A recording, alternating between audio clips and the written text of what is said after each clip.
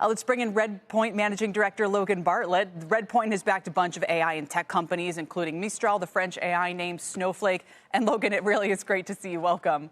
Great to see you, Kelly.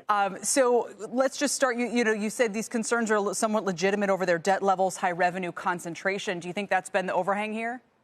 I mean, I think some of this is just macro and being the first company to go out in this choppy market environment. But yes, I mean, this is an unusual animal. 62% of the revenue comes from Microsoft, another 15% from NVIDIA, who also happens to be putting $250 million into this IPO.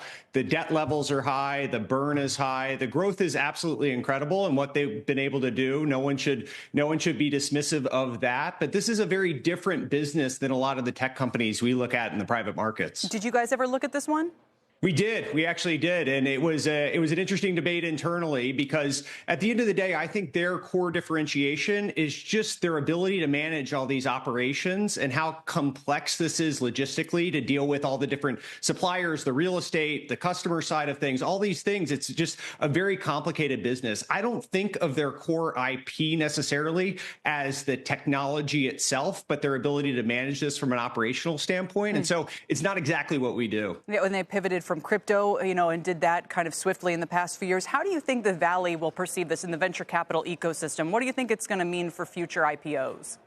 Hopefully, this opens up a lot of opportunity. I'm surprised that in some ways they were the first one to go out because it is such an unusual business and kind of a one of one. In other ways, I'm not. It's indexed to AI as much as anything else in the private markets today. And so it certainly gives you a good opportunity to buy into that story.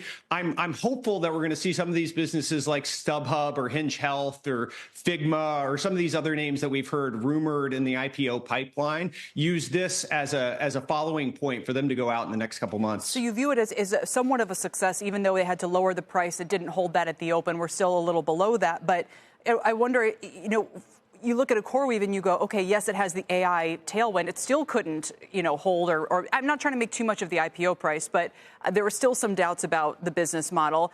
And yet it feels like this was almost more an IPO of desperation, whereas some of those stronger companies you mentioned, it feels like they can just kind of sit tight. And I'm looking to those as more of the sign that, yeah, now's a better time to go public. Do you think is that an unfair way to be judging this? I think this is an unusual animal for a bunch of reasons that you spoke to and is different than a lot of the other names we're going to see. I mean, one of the other points here, there's not a lot of traditional venture firms on the cap table here. I think this business has a very unusual funding history. It's incredibly impressive to see what they've been able to do. But I do kind of view it as a one of one versus those others are much more traditional in the types of business that the venture market invests in. Well, I think we could both agree that if we start getting more announcements of things that are being filed and maybe looking to come public. But again, you look at the tape today, wouldn't you say that makes it a little bit tougher?